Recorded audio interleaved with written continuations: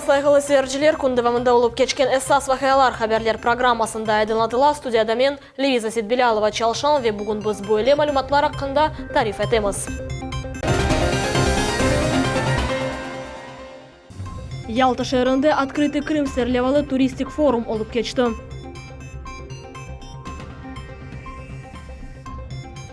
Bugün Aluşta şehrinin Huru Uzen koyunda mesken evinin yangınlıqını sondurdular.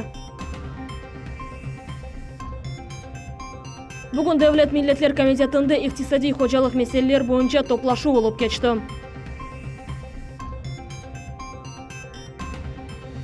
Endiden başlap Millet Telekanalı Kefe ve bu şehrinin 4 yakın yerleşken koy sakinleri için erişi.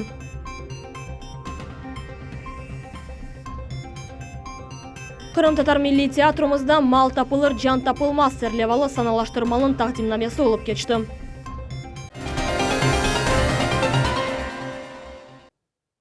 Yalta şehrinde Открытый Крым serlevalı 3. turistik forum öz işini başladı. Bu tedbirinin teşkilatçısı olarak Kırım Cumhuriyeti'nin kurort ve turizm nazirligi oldu. Forumun açılımında Kırım Cumhuriyeti'nin başı Sergey Aksyonov da iştirak etti. Tedbir devamında Sergey Aksyonov Xitay Halk Cumhuriyeti, Indiya İslam Cumhuriyeti, İran ve Avstriya Cumhuriyetlerinin turistik biznes vekilleri ile görüştü. Kırım başının aytkanına göre böyle forumlarının keçiriliği çetel grajdanlarına Kırımda olup geçken vakayalarını doğru aydınlatmağa yardım etti.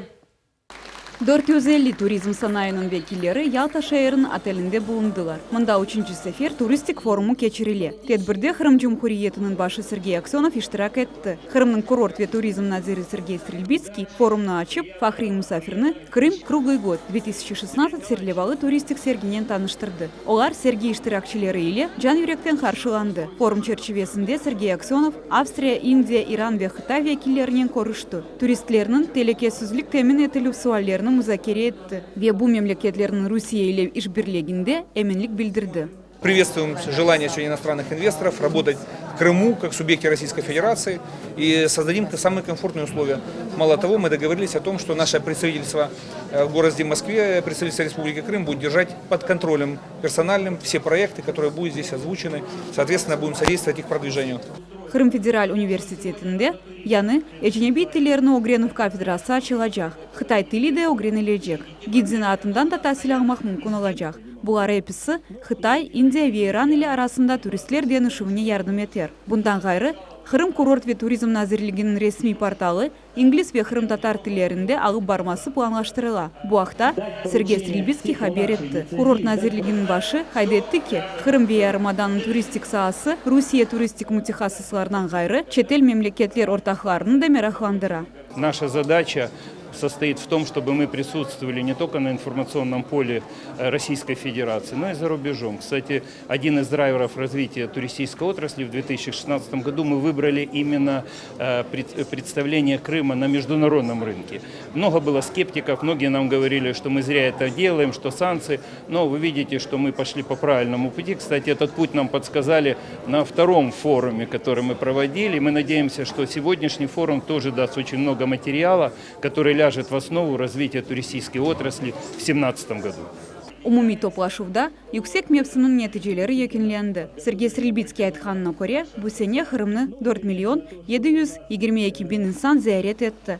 Kırım Kurort ve Turizm Nazirligi'nin ve Naslediye adlı hayri fondunun arasında anlaşma imzalandı. Bugünü Indiya, İran ve Xitay turistik vekillerinin iştirakiyle tögerek masalar Kırım Turistik Birliği'nin azaları ile müzakere müşavireler geçirildi.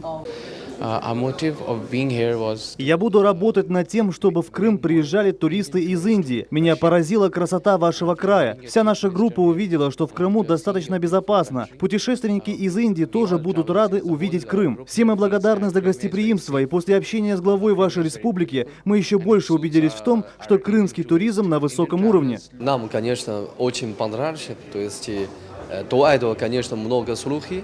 Да, много, которые про вас пишут, да, насчет, конечно, по-настоящему лучше своими глазами, да, увидеть и посетите. Мы видели у вас совсем здесь безопасно, да, потрясающая природа, замечательный климат, да, прозрачное море, то есть и, конечно, вкусная пища. Поговорили с руководством, они тоже как там заинтересованы именно в этом деле, как там они тоже помогают нам. еще вот другая тема, которую как там мы обсуждали с руководством, это перевозы русских, российских туристов именно в Иран. Потому что как-то мы именно хотим поработать именно с Крымом, потому что мы знаем, что именно с культурой и с менталитетом и с историей есть какие-то связи между Ираном и Крымом. Я думаю, что и здесь мусульмане тоже живут, очень как там это культура и история, религия как там очень похожи друг на друг с другом. И я думаю, что им нравится просто, и им понравится просто побывать в Иран, увидеть эту историю, как там, которая 2-3 тысячи лет назад все создавалось. И будем на это работать с помощью российской стороны, с помощью агентства, которые здесь есть, туроператоры, которые здесь есть. И вот надеемся, что у нас получится, будем ждать всех там в Иране. И здесь тоже я надеюсь, что вы тоже будете ждать наших туристов. Иранлылар енді Қырымда өз векалет ханесін açtılar. Сергей Аксенов арттаки иштиракчилерге де буны теклиф etти. Türkiye ve Mısırga yönelişlerinin yerine Karadeniz taraftaki memleketlerine rahip etmek. Gelecek senesi Kırımda hava kezintileri için vertolyot meydanları yaratılacak. Investorlar bu işe para ayırmak hazırlar. Bu hafta Сергей Аксенов haber etti. Две компании, то есть, подали заявки на реализацию таких инвестпроектов. Уже готовятся 2 вертолетные площадки в городе Ялта. В том числе будут и в степных районах Крыма, и в горных, с тем, что можно было совершать посадку и осуществлять пешие прогулки. Forum memleketimizin tarixinde Kırımlılarga gelecekке eminlik ile bakmağa silten verir. Dilara Şevketova, Dmitriy Nizavoy, Millet için. Кырым Cumhuriyeti'nin başı Sergey Aksyonov yerli hakimiyet organlar vekilleriyle video konferensiya şeklinde nevbetteki toplaşımını ötkirdi. Merasim çerçevesinde selektor muşavireler devamında berilgen vazifelerinin becerilmesi, büdjet sermayalarının kullanması, kuz-kış mevsimleri devamında çeşit obyektlerinin işi hakkında söz görsetildi.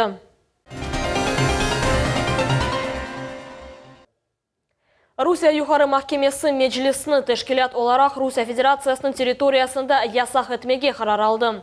Böylelikle Yukarı Mahkeme instansiyası meclis azalarının apelyasyonu reddetti. Hatırlatamız ki Kırım Mahkemesi bu yılın aprel ayında meclisini yasak etilgen teşkilat gibi saymağa başladı.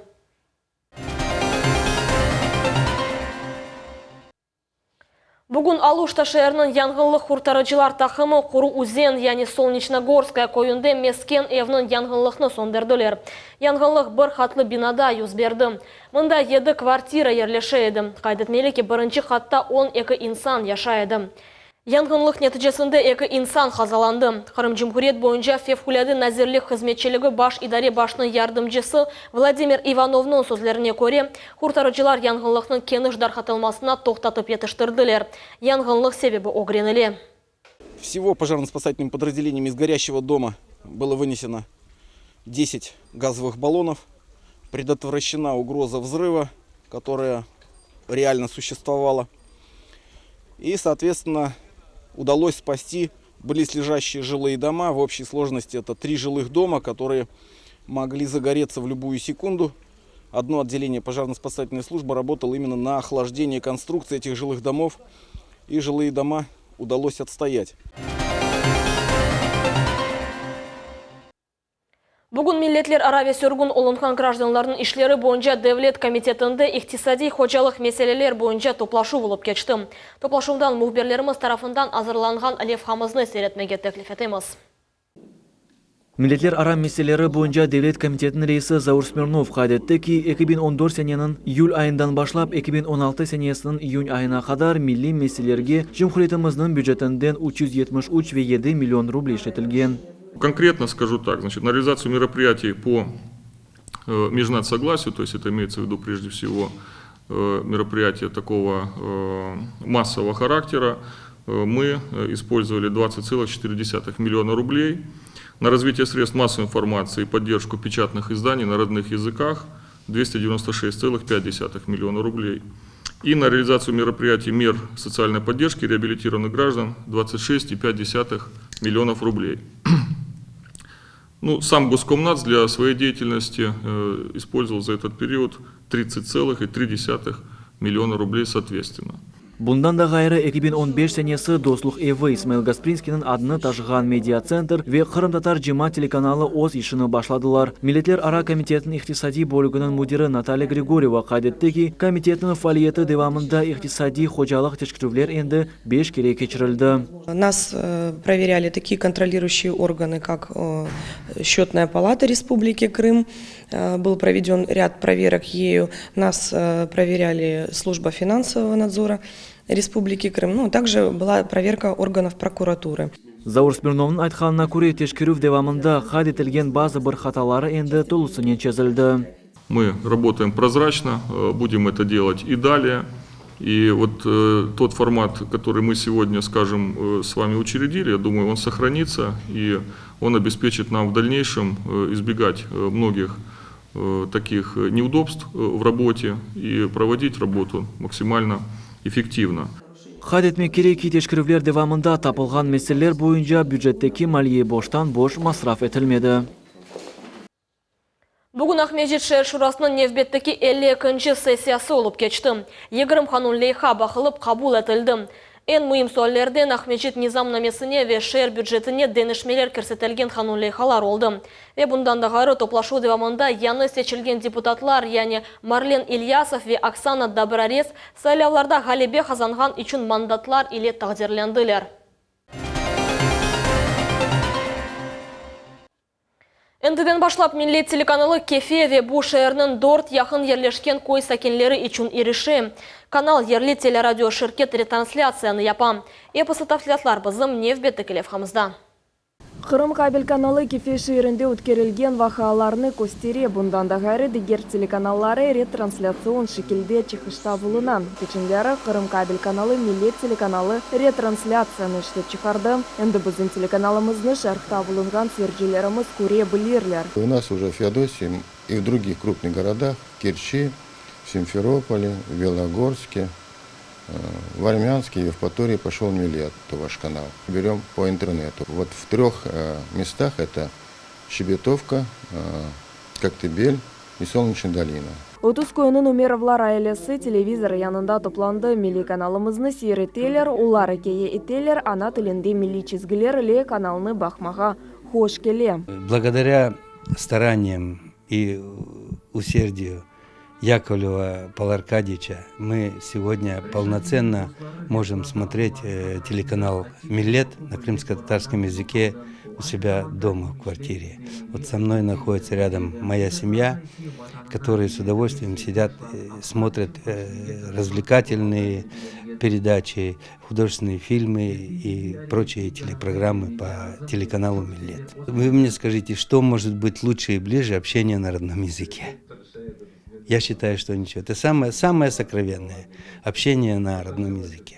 Bundan gayrı Millet Ямал uyduda tapmaq mümkün da kanalımız цифра шекелінде yayınlay ve internette de bizni seyretmege mümkün. Neriman Tarsinova, Ruslan Хохлов, Millet için. Ел сентябрь 29 күні халқара юрек күні қайдетілі.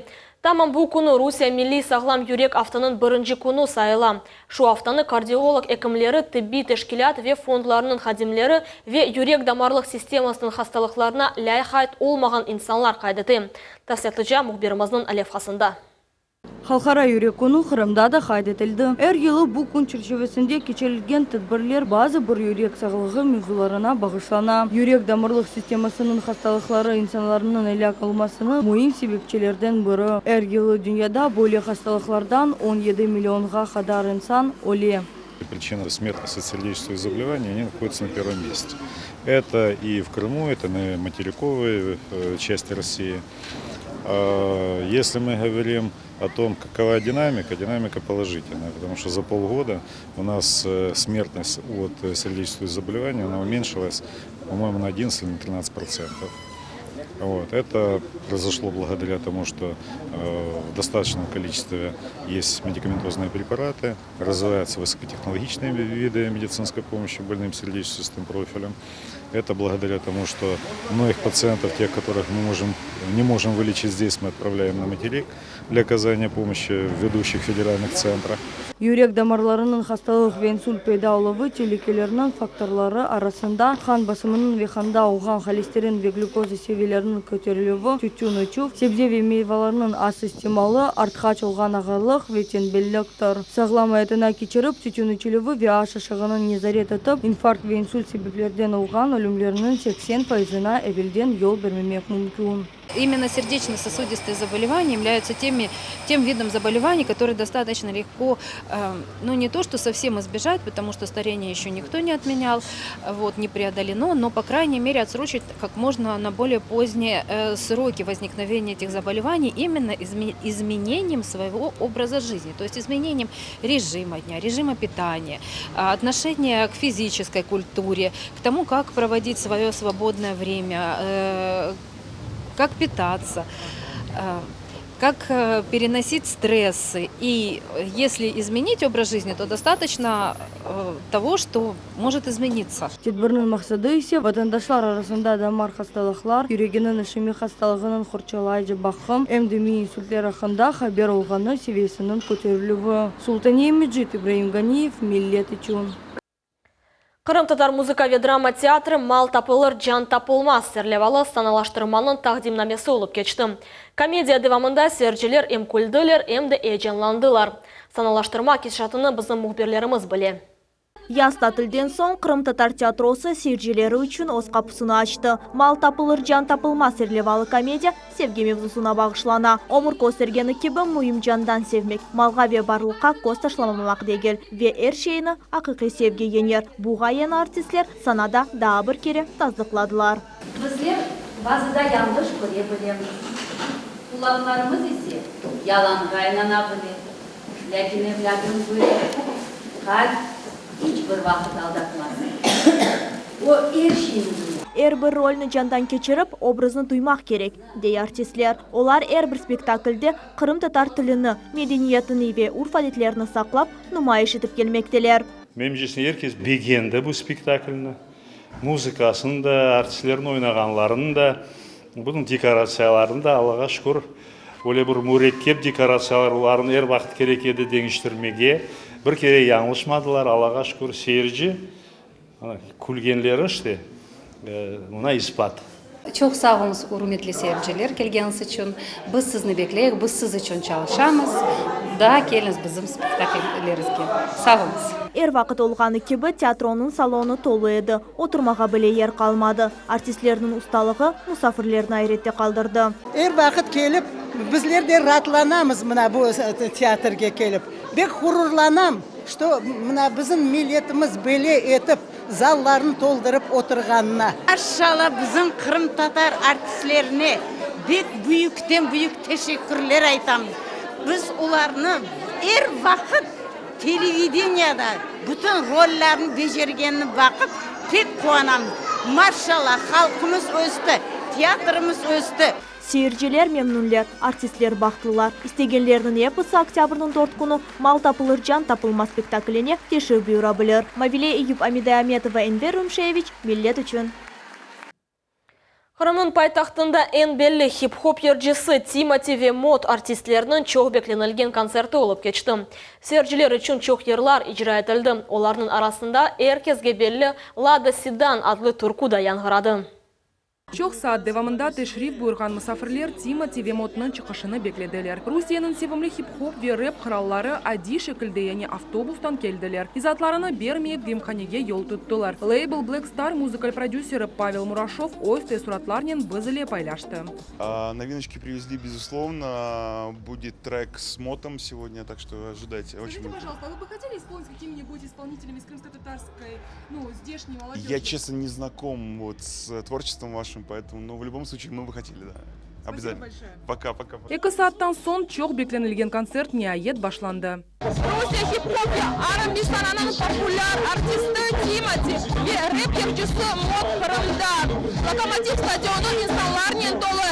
Sevimli artistlerini görmek için 7000'den ziyade insan toplandı. Seyircilerinin kuvvanç davuşları stadionun her bir köşesinde eşitileydi. Очень нравится, да, очень классно. Вот, просто нет слов. Позитивное, веселое. Просто слушаю музыку, веселье, позитив. Да. Главное, чтобы все не замерзали, это самое главное. Лада Седан. Песня больше всего нравится. Ну, вообще заводные песни такие веселые, молодежные. Сиерджилернің чоқысы ритмик ирларны дыңлеп ойнайдылер. Чешет түркілерде Тимати вокал весеслі сөзлерінен келген мұсафірлеріні селамлайды.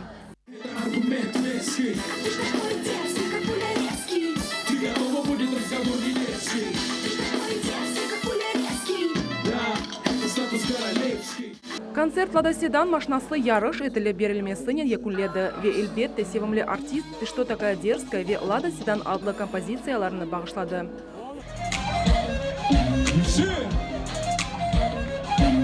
Слышь, ты что такая дерзкая? Вилчанский, дай ремикс для всех крымских татар.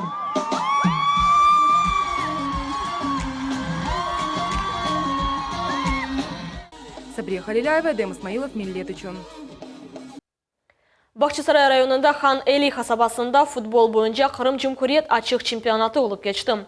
Авескер тақымлар арасында Қызылташ ве Скиф командалары ойнадылар. Ойын кетішаты ақында біздің мұхберіміз Мухаммед Зикерияев икая етечек. Қырым бойынша чемпионат черчевесінде 4-ші турның екінлейші матчы олып кечті. Ойын Қызылташ ве Скиф тақымлары арасында өткерілді. Стадионда Қырым татар милли тімсаллері или мухлислеріні көрмек мүмкін еді. Игра мне сегодня нравится. Первая половина первого тайма была слабенькая, расслабленная, но потом динамика набралась, игра пошла. И ребята забили первый гол, собрали второй гол и собрали силами, уже держат инициативу в своих руках. Қызылташ тақымының президенті хайт етті ки, ойын холай олмады, чүнки Скиф тақымы яқшы азырлықлар көрді. Было играть непросто, потому что 5 игроков основного состава по разного рода причинам не могли выйти сегодня на поле. У кого-то травма, у кого-то сезонная простуда. И играли смешанным составом. Игра была сложная, команда Скиф очень такая вот, состав очень молодой, парни очень энергичные, все бегут, физика на высшем уровне. Плюс есть несколько игроков высшего эшелона, которые играют в команде. Пришлось потрудиться, вели очень долго со счетом 2-0, вот, но в конце уже силы оставили Қызылташ и, к великому сожалению, пропустили один мяч. Қызылташ команданың идманчысы білдіргеніне көре нәтижелерден мемнун қалды. Сегодня играли очередной тур чемпионата Крыма среди мужских команд. Одержали победу, довольно-таки непростую. Вроде бы игра была под контролем, но зная Инвера команду, как характер команды Инвера, знали, что будет тяжело, но так и, в принципе, так и получилось. Пропустили в конце не очень обязательный мяч, стало сложнее. Скиф команданың идманчысы білдіргеніне көре, олар кейфиетлі ве яқшы ойынны көстермек мақсадыны қоялар. Мы задачу всегда ставим не победить, а показать качественную, хорошую игру. С сегодняшним результатом, как я не скажу, доволен, там еще где-то были авантюрные моменты, где-то были профессиональные моменты, где-то, может быть, просто в начале игры, где-то проспали 2-3 момента, проспали своих, получили 2 гола. В принципе, игрой детьми доволен своими. Қызылташ адлы Қырым татар тақымы ярымадада яшаған чешет түрлі миллет векенлері ибарет ве ярымадамызның ғұрыры деп сайыла. Луганск вилаетінден олған футболчы Александр Гусев айта ки Қызылташ тақымында достық мойты дуйла. Матч вообще очень тяжелый. Команда довольно-таки перспективная, молодая. У нас физическая форма еще не особо позволяет. Мы собрались недавно. Они тренируются по 2 раза в день. Я думаю, положительного результата удалось достичь. 3 очка за нами, это самое главное. Ойын Ялтадаки Қызылташ тақымы 2-1 сайысынен ғалебе қазанды. Мухаммед Зикерияев, Ибраим Ганиев, Миллет Ичун. Ve bu noktada yayınımız sonuna yetti. Haberlerinin nevbette keçiğişini kaçırmanız. Biz ile olunuz akşamlarınız rahat geçsin. Görüşmek üzere. Sağlıkla kalınız.